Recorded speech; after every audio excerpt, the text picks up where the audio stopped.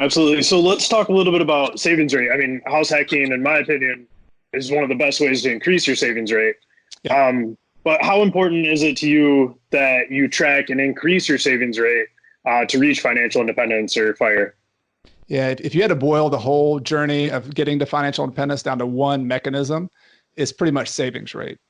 If the more money you can save, the higher percentage of your job income or your earned income you can save, the quicker you will get to financial independence. It's just the mechanism. It's the, whether you're like a real estate person or you're Mr. Money Mustache, who's more like the index funds kind of people, like the thing we all have in common in the financial independence journey is we all know that. And so house hacking is like one of the awesome ways to reduce about a third of your housing expense. I think that's the average housing expense for people in the US. It's about 30% or something like that.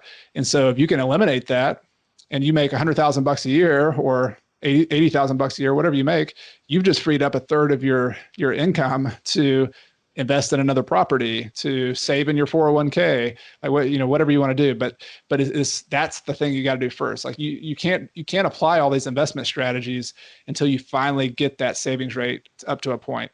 You can only do so much no money down. Like those are cool. Like no money down deals are great, but at some point you've got to build a net worth and you've got to grow your net worth. And that only comes from that hard work of saving money. And I think one of the cool things about house hacking that you'd probably agree with is that one of the great ROIs of being a house hacker is that 33%.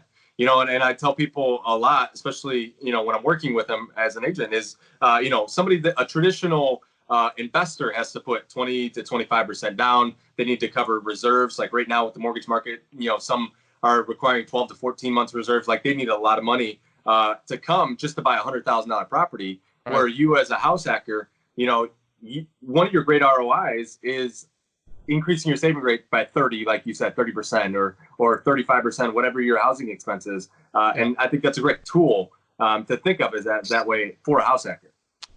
Yep, exactly. It's a tool that keeps on giving. You live in a house, you enjoy it. And the other thing we hadn't talked about with house hacking, I know y'all probably talk about, is that once you move out, you get to rent that property out and you get to keep it as a property. So that's, it kind of keeps on giving. It benefits you when you live there, it benefits you when you move out. And I still have my fourplex, it's great. And I love it. And I don't plan on doing anything with it for a long time.